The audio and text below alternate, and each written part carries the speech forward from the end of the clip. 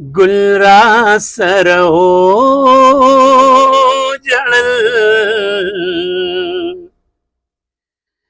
ازغو را سره وژړل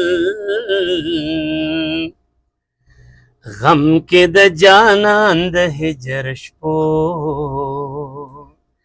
را سره وژړل. او د خېټې غم خلق په سر داسې راغستی و چې د خېټې غم خلق په سر داسې راغستی و چې هیچ چا جنت دوزخ ته نه کتل روزګار یې کوو. ډېر ښه ډېر ښه.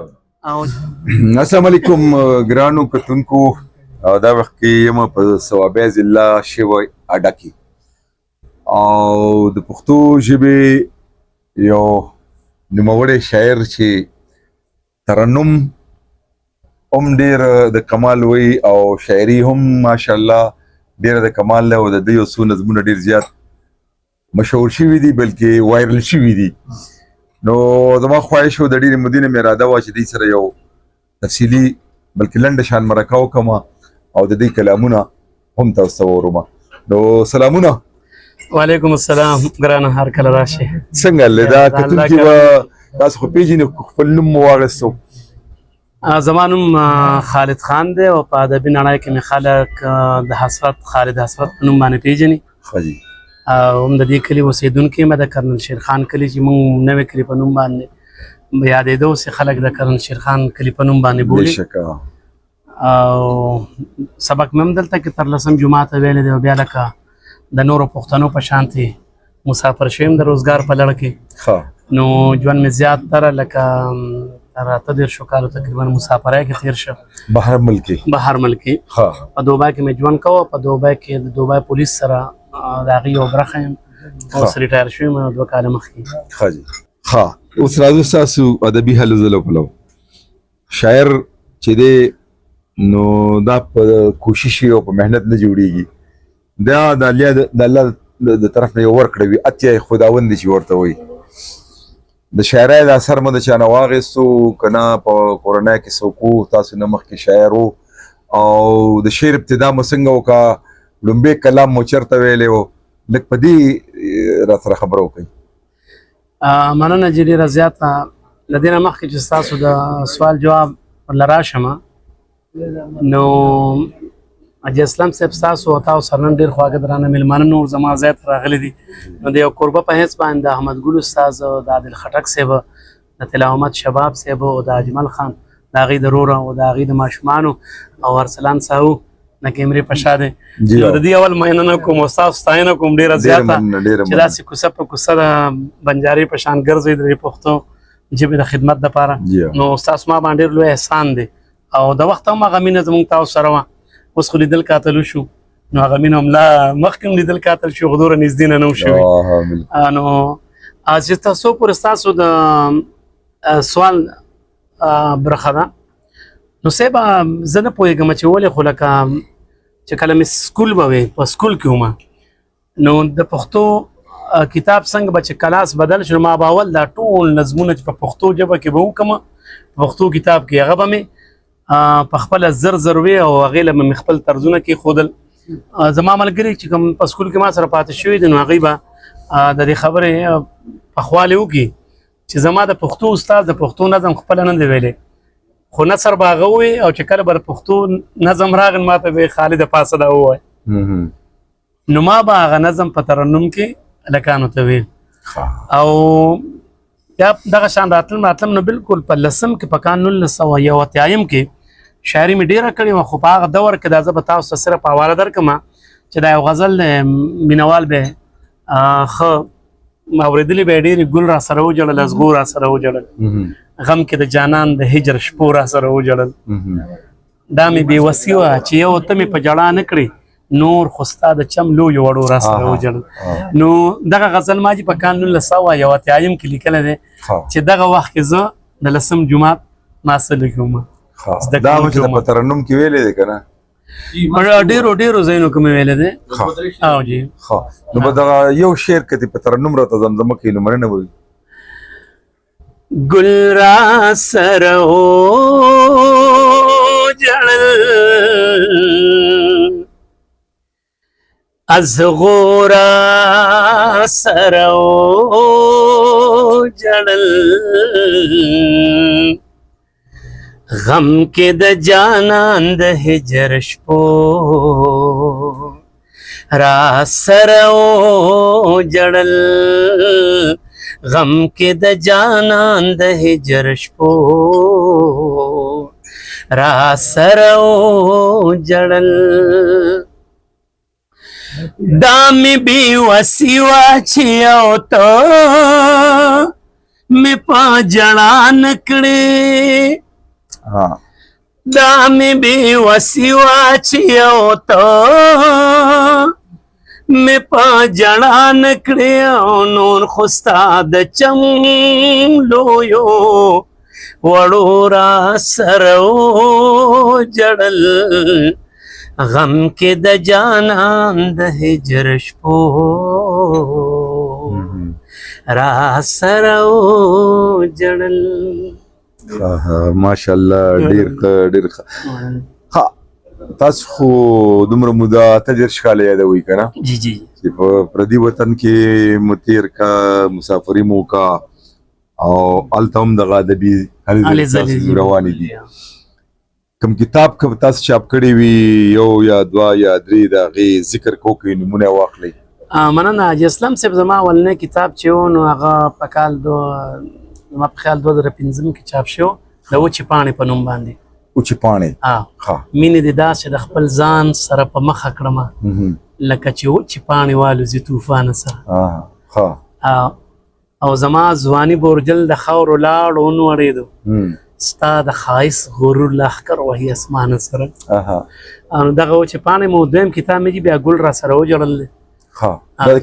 دغه د کتاب نوم دا چې غزل څو بندونه مې ستاسو مخکې وړاندې کړل. او دریم کتاب مې وران تصویر دی. وران تصویر مزاحمتي شاعري ده چې زه ساده پښتون پیغام د امن او د مینې یم تا ته مې چا هسې چېرته وران تصویر جوړ کړی دی. ښکلي پکې ښکلي وي بدرنګ پکې بدرنګ لګي هر چا آینه کې د خپل ځان تصویر جوړ کړی. ماشاءالله ماشاءالله. ها اوس د کتونکي هم تمه یې او زموږ هم خواهش دی بلکې تلوسه هم د بیړم ده چې ستاسو نه ځینې کلام په ترنم سره واورو. دغه مزاحمتي شاعري چې تاسو کومه وایې د دې نه یو کلام انتخاب کړئ او ویې وایئ. او دا چې راتلل اوراج د مړو په دې ښارې کوو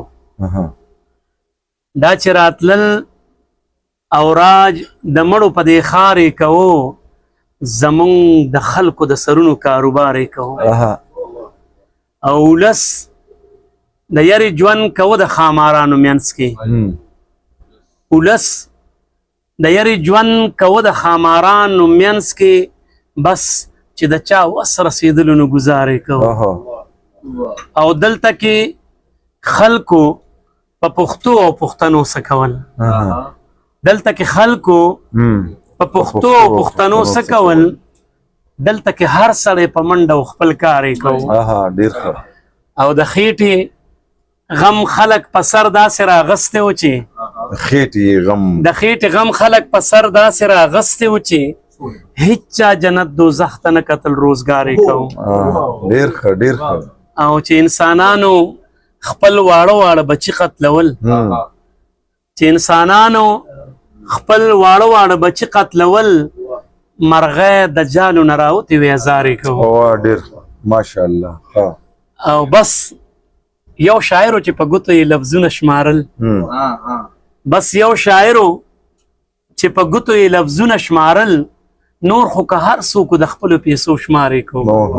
ماشاءالله ماشاءالله. او خالد دې خپله بې وسایه کې نور کولی څه شو دغه یې وسو چې د خپل زړګي اظهار یې کوو. ډېر ښه ډېر ښه ډېر الله او حاجي اسلم صاحب ستا د سوال نه مې لږ دغه ومونته څو لفظونه راته شباب صاحب رایاد شو او هغه مې نه دي ویلي جي نو هغه به ورته ووایم.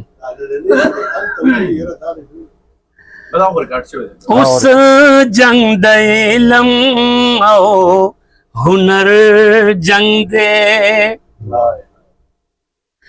اوس جنگ د علم او هنر جنگ دی دا جنگ د عقل او د سر جنگ دی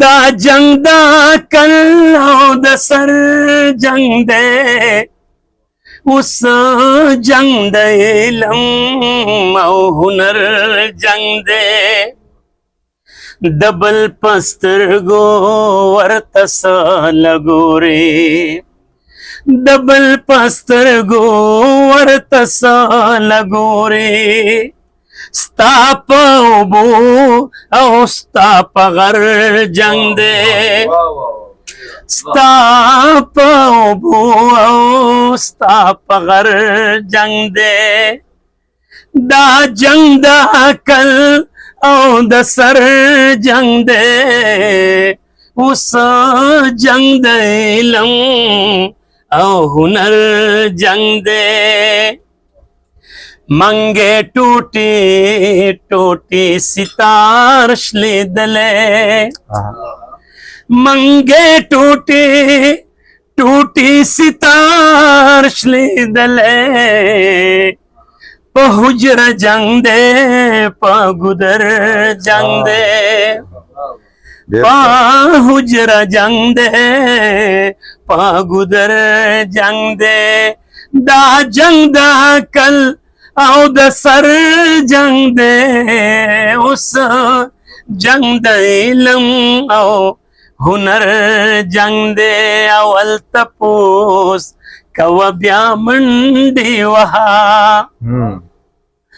اول تپوس کوه بیا منډې وها چې جنگ د نانا که بهر جنگ دی چې جنگ د نانا که بهر جنگ دی اوس جنگ د علم او هنر جنگ دی دا جنگ د عقل او د سر جنگ دی خالدا جنگ د سترګو څنګه وکړو خالد جنگ دسترګو څنګه وکړو په کابل جنگ په پېښور جنگ دی په کابل جنگ په پېښور جنگ دی اوس جنگ د علم او هنر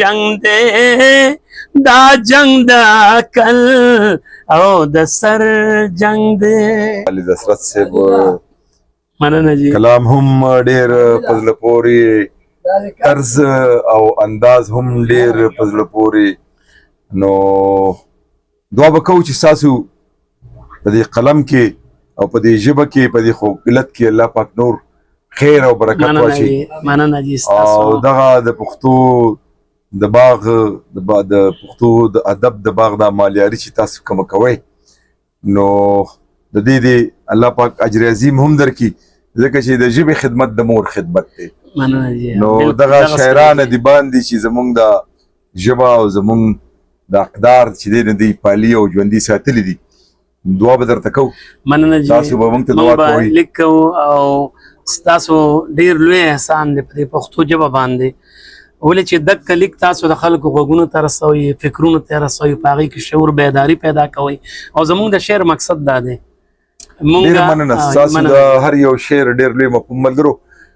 دریا د مکه چې زما په یوټیوب باندې یو چینل دی لالونه اسلم چې په هغې کې تاسو دغه شان ګټور پروګرامونه معلوماتي پښتو ادب د پښتو ژبې سره متعلقه اړونده کتلی شئ او بل چینل چې دی نو هغه حاجي اسلام افیشل دی په هغې باندې زه ځینې پروګرامونه ورکوم هغه چې د فلم سره او د موسیقۍ وغیره سره تعلق لري تمه لرم چې زما دا کوشش به تاسو خوښوئ خو یو مهرباني وکړئ هغه دا چې دا لالونه یا حاجي اسلام افیشل دا دواړه چینل چې دي دا ستاسو د پښتو او د پښتنو چینل دي نه ما د پیسو د ګټې دپاره کولو کړي دي او نه پرې د پیسو ګټه راځي او شته ځکه چې بیا بندیزونه پابندۍ ډېرې زیاتې وي او هغه پابندۍ موږ نشو برداشت کولی نو موږ یو پیسې دې پکې نه موږ کوشش کوو تاسو لپاره ښه پروګرامونه راوړو. د دې پروګرام په جوړولو کې را سره ارسلان ساهو د کیمرې شاته ډیوټي وکړه ټوله ورځ نن د دغه بشیر یو جهان مننه او تاسو هم مننه کوم چې تاسو مونږ برداشت کو. خالد حضرت مننه جی. ډېره مننه ستاسو نه جهان آباد مننه. مهرباني.